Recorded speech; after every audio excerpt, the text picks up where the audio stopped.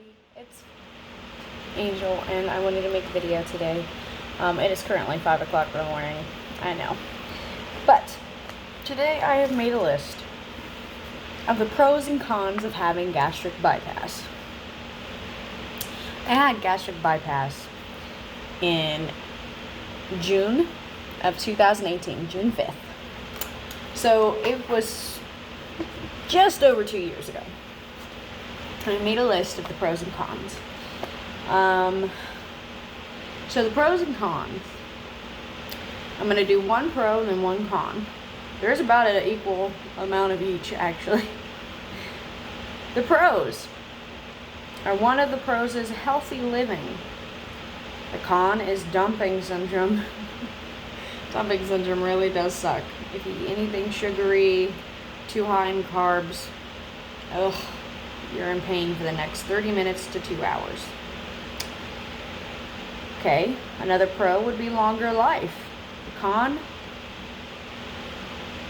you might have extra surgeries to fix any kind of hernias or any kind of things that might go wrong in the future. Pro, increased activity. As in, now that you're thinner, you can do a lot more. And you're gonna want to. A con is hair loss. As you're losing weight, you're gonna lose hair. I did. A pro, gaining lifelong nutrition knowledge. You're as you are losing weight and you're learning more about nutrition, you will gain lifelong nutritional knowledge on how to stay healthy.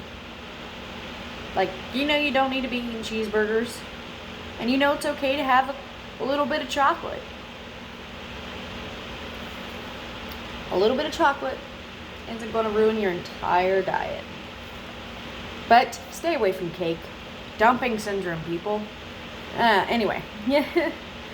Actually, I still have a little bit of carrot cake on my birthday. But I deal with the dumping syndrome. Lifelong nutrition knowledge, and the con. You are stuck taking vitamins for the rest of your life. And I'm not talking just one little multivitamin. I'm talking a handful of vitamins. A handful. And if you miss those vitamins, you're going to be hurting. I'm not kidding. The joints in your hands, feet, knees, shoulders, lower back, all of it. Even your hips. I'm not kidding, people. I'm not kidding. Anyway, another con. Confidence. Now I've got bullet points on this confidence. You gain independence. Alright? You gain friendships. You have the confidence to further your education. And because of the confidence that you've gained, you start to grow up a little bit. You can admit when you are wrong. I've done a lot of growing up. I've worked on my mental health. I've, worked a lot on myself. In general, I'm not sure how to go into detail as far as all that I've done to work on myself, besides just my physical self, but my mental self, I've done a lot of work. I don't hold grudges or anything anymore. And then the con is seeing how conceited and vain other people can be. And what I mean by that is, as a heavier person, people tend to ignore you. But as a smaller person, I see that people are much nicer to me. Being heavy was a very lonely thing for me. Nobody wants to talk to the fat girl.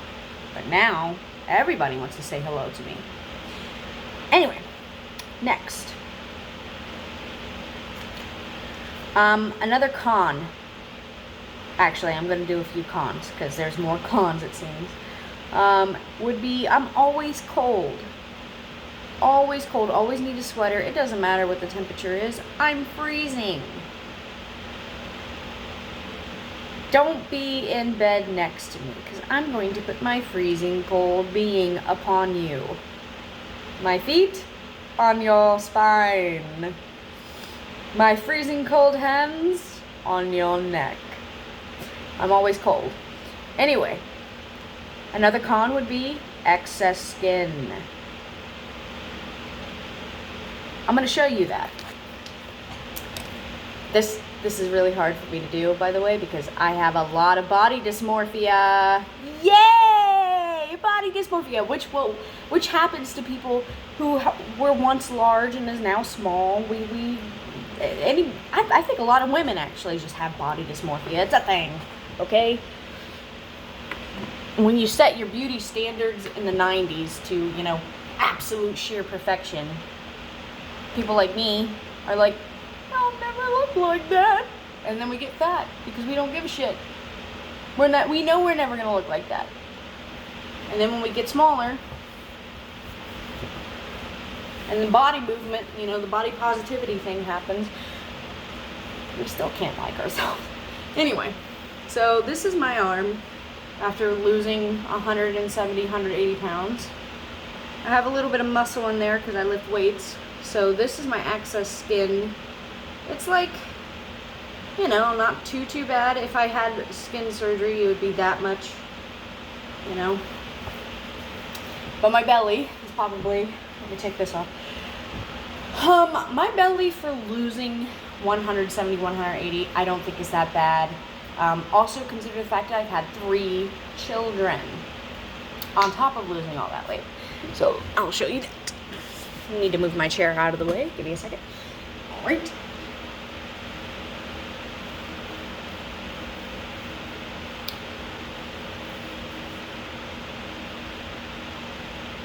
My tattoo, this is Zoltan, he's a sloth.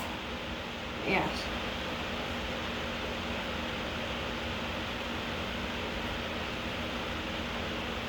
I could take this down a little so you can see the full pooch.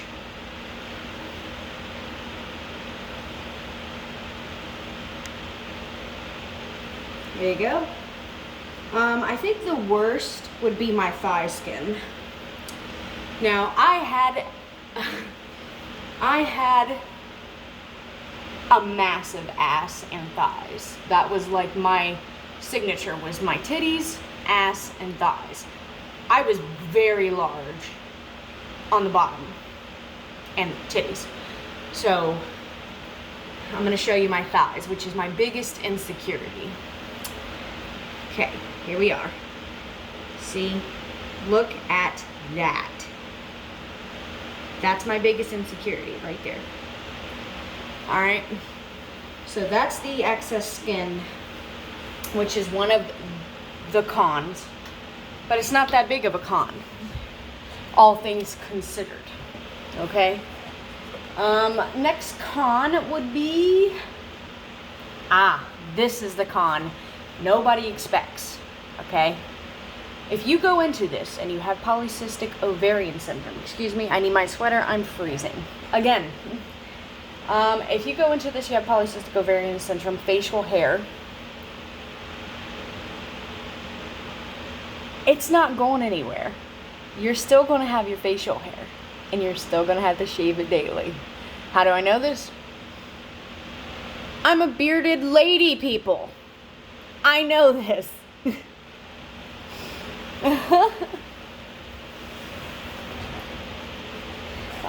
Let's do the next. Oh, actually, let's do a con, or a pro, sorry. I can play with my kids at a playground. I won't get stuck in a slide.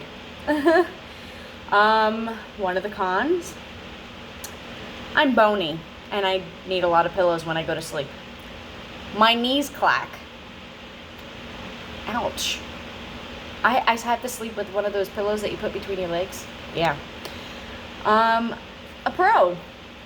I can fit in roller coasters. In fact, like almost down to the last click now. No more cons. Last pro. I can fit into clothing that I prefer. Do I regret the surgery? Hell no. I would do it all over again. but I don't need to. I have gone back for surgeries. I had hernia, and I had to go back in for another surgery. Oh, and that sucked. But I do not regret the surgery. I'm very happy that I've had the surgery. I'm happy that I'm able to be as physically active as I am now. I used to be a very, very sad person. Very sad. Now, my life is, it's black and white, y'all. I was a totally different person back then compared to who I am now. It's like two totally different people. My personality now versus back then is totally different. Like, I was so angry and sad and just totally different compared to now. I'm happy. I'm active. I'm always doing something. I need to always be stimulated somehow, some way. Back then, I could literally just not give a shit and just live life. Like, slug my way through life and not give a shit. Now, I have to be on the move. I have to be doing something. I'm ambitious and I need to be somehow making my life better constantly.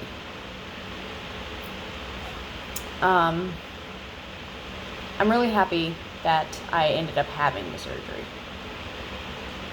Because honestly, I can't imagine if I hadn't.